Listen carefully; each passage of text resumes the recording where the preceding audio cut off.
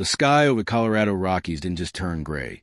It bruised into a deep, sickly purple that screamed of an impending apocalypse. High above the timberline, where the air grows thin and the wind carries the scent of ancient frost, Clara Thorne stood alone against the biting gale, her hands raw and bleeding as she hauled the final slab of insulating slate into place.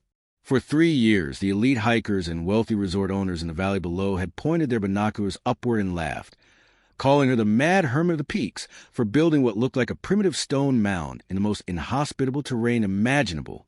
They mocked her for wasting her life on a pile of rocks while they sat in their glass-walled mansions.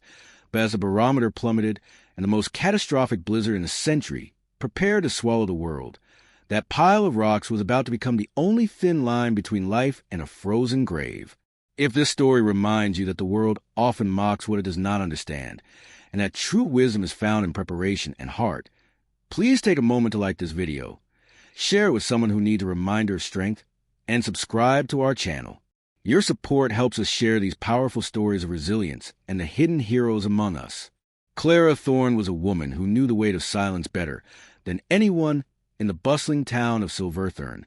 10 years ago, she had been a world-renowned structural engineer, a woman who built bridges that spanned chasms and skyscrapers that kissed the clouds.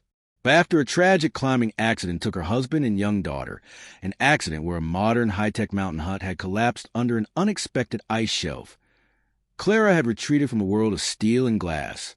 She became obsessed with the old ways, the ancient methods of the indigenous peoples, and the early settlers who survived without electricity or synthetic insulation. She bought a desolate plot of land on the wind-battered shoulder of Mount Evans, a place where no one in their right mind would build, and began her solitary labor. She wasn't just building a house. She was building a sanctuary against the memory of her own failure to protect her family.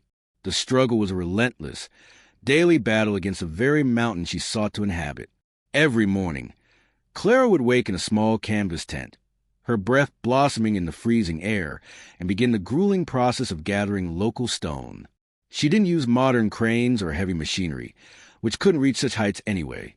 She used a system of pulleys and her own sheer, stubborn will. The townspeople below, living in the comfort of heated floors and high-speed internet, found her endeavor to be the ultimate entertainment. They would gather at the local brewery, watching her through high-powered telescopes, placing bets on when she would finally freeze to death or give up. They mocked the design of her shelter, a low-profile, aerodynamic dome partially submerged in the earth, lined with layers of wool, clay, and stone. It didn't have the grand windows of the valley mansions or the aesthetic appeal of a Swiss chalet. It looked like a natural outcropping of the mountain itself, gray and unassuming. As the years passed, Claire became a ghost in her own community. When she would hike down to the valley for basic supplies, the whispers would follow her like a cold draft. The local builders association tried to have her project shut down, citing safety codes that were written for suburban cul-de-sacs, not the brutal reality of the high alpine. They called her the ice madman and laughed at her warnings that the climate was shifting toward a cycle of extreme, unpredictable storms. Clara ignored them all. She spent her nights studying the flight patterns of birds and the thickness of the moss on the north side of the trees. She stocked her shelter with dried grains, medicinal herbs, and a massive supply of seasoned firewood. Her hands grew calloused, her face weathered like the granite she handled, and her heart grew quiet, find solace in the rhythmic thrum of the mountain. The change began on a Tuesday in late January, when the National Weather Service issued a warning unlike any seen in the history of the state. A polar vortex of unprecedented magnitude was merging with a moisture-heavy Pacific front, creating a whiteout of the century. The town of Silverthorne felt confident. They had generators, they had snowplows, and they had faith in their modern infrastructure. But as the first wave of the storm hit, the reality of nature's fury shattered that confidence. The wind didn't just blow. It roared at 100 miles per hour, snapping steel power pylons like toothpicks and burying entire roads under 20 feet of snow in a matter of hours. The temperature dropped so fast that glass windows in the luxury mansions literally shattered from the thermal shock. The valley became a frozen trap, and the very technology the town relied on failed them instantly. Deep in the heart of the storm, a group of 20 hikers, mostly young tourists and a few local guides who had ignored the warnings for a glacier trek, found themselves stranded on the ridge just below Clara's peak. They were freezing, their high-tech gear proving useless against a sub-zero wind chill that could freeze exposed skin in seconds. Their GPS devices died in the cold, and their tents were shredded by the wind. They were huddled together in a shallow snow cave, waiting for a death that felt certain, when through the blinding white curtain of the blizzard, they saw a faint, flickering orange light. It wasn't the bright artificial light of a flashlight, but the warm, steady glow of a fire. Stumbling and crawling, led by a guide who remembered the crazy woman's rock pile, they navigated toward the light, expecting nothing more than a temporary windbreak. What they found was the ice shelter they had mocked for years. As Clara pulled them inside, one by one, the 20 souls were met with sensory experience that felt like a miracle. Inside the dome, the roar of the wind vanished, replaced by the soft crackle of a central hearth. The thick stone walls, insulated with the ancient methods Clara had perfected, held the heat with a terrifying efficiency. While it was 60 degrees below zero outside, it was a steady, comfortable 70 degrees inside. The air was thick with the scent of cedar and dried lavender. Clara moved among them with a silent, practiced grace, handing out bowls of hot broth and heavy wool blankets. The hikers, many of whom were the very people who had laughed at her in the valley, looked around at the humble, earthbound structure in absolute awe. It wasn't a tomb, it was a cathedral of survival.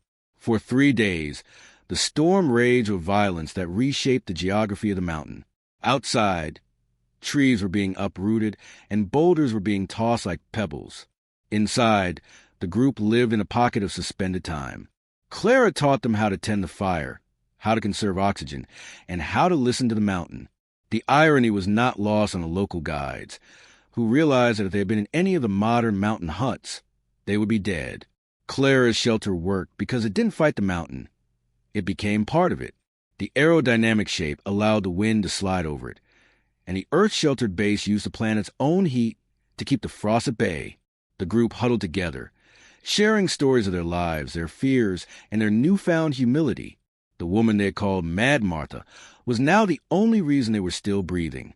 When the storm finally broke and the National Guard helicopters were able to reach the high peaks, the rescuers were shocked to find all 21 people alive and healthy. The images of the stone shelter standing alone amidst a landscape of utter devastation went viral around the world. The Mad Hermit was suddenly a global hero, but Clara didn't want the fame. As the hikers were airlifted out, many of them weeping as they thanked her, she simply nodded and returned to her hearth. The town of Silverthorne was forever changed.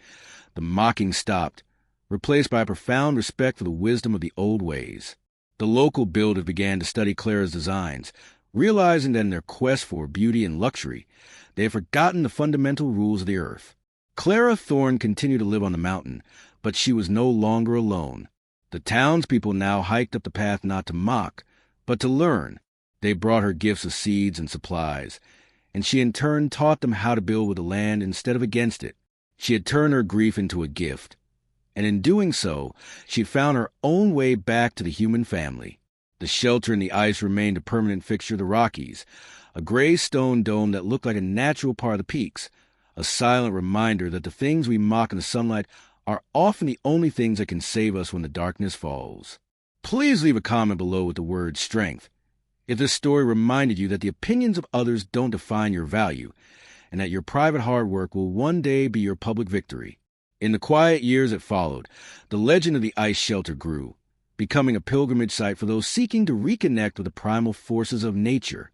Clara eventually passed away in her sleep, wrapped in the warmth of the hearth she had built with her own blood and sweat, but her sanctuary remained open to any traveler caught in the cold. It stands there today, a testament to the fact that true safety isn't found in the loudest voices or the shiniest towers, but in the quiet, steady preparation of a heart that knows the storm is coming. If the story of Clara's resilience and the miraculous survival of those hikers touched your heart, please engage with us by liking, commenting, and sharing this video. Your engagement helps us bring more of these incredible journeys of the human spirit to life. Thank you for watching.